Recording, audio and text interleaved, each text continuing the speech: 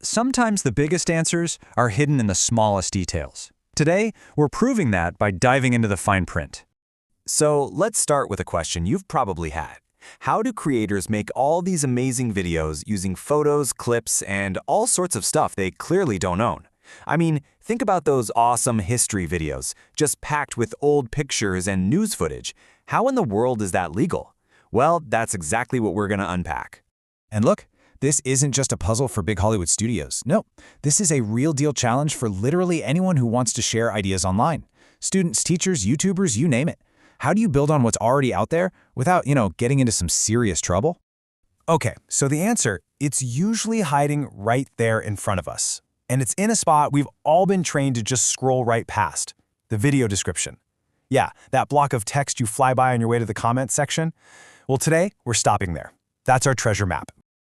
So we're going to treat this little disclaimer like it's the main clue in a detective story. Because trust me, hidden inside what looks like boring legal jargon is a super powerful idea. An idea that basically makes the internet as we know it even possible. Okay, check this out. This exact text, lifted straight from a video description, is the key that unlocks everything. This isn't just some random text somebody copied and pasted. Nope. It's pointing to a very specific law. Section 107 of the Copyright Act of 1976. And the two magic words in all of this? Fair use. And that right there brings us to the absolute heart of the matter. This is the concept that lets people create all the reviews, the video essays, and the educational content we love. So let's get into it. What exactly is fair use?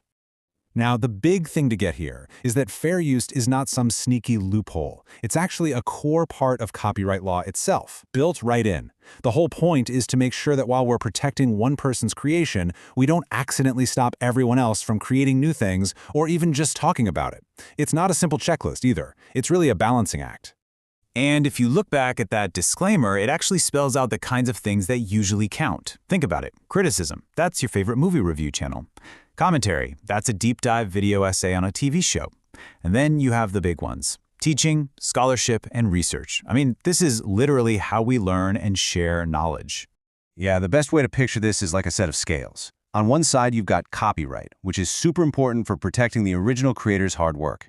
But on the other side, you have fair use, making sure that we, as a society, can still build on that work to create new art, new commentary, and new knowledge. Okay, so that's all the theory, right? But how does this actually play out in the real world? Let's circle back to our case study, that YouTube video teaching English by talking about US history. How does that specific video fit into this whole legal puzzle?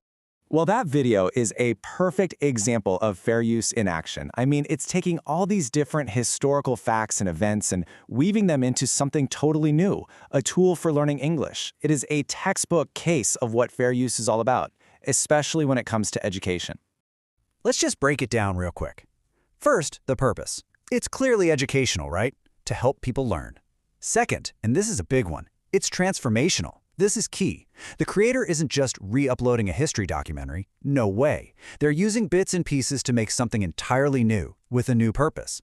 And third, there's a clear public benefit.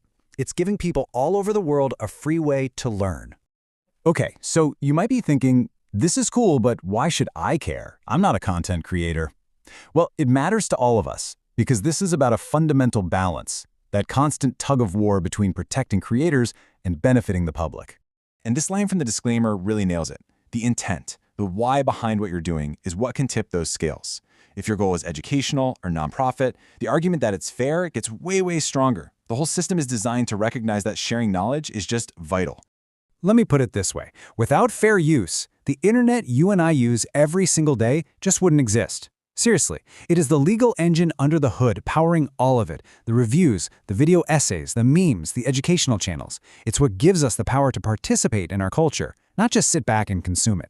And that leaves us with one last really big question. We're now in the age of AI, right? Where remixing and transforming content is getting easier by the second. And that means the whole idea of fair use is being pushed to its limits like never before. The core question, though, is still the same. How do we keep balancing ownership with innovation? That's a conversation that's only just getting started, and honestly, we're all going to be a part of it.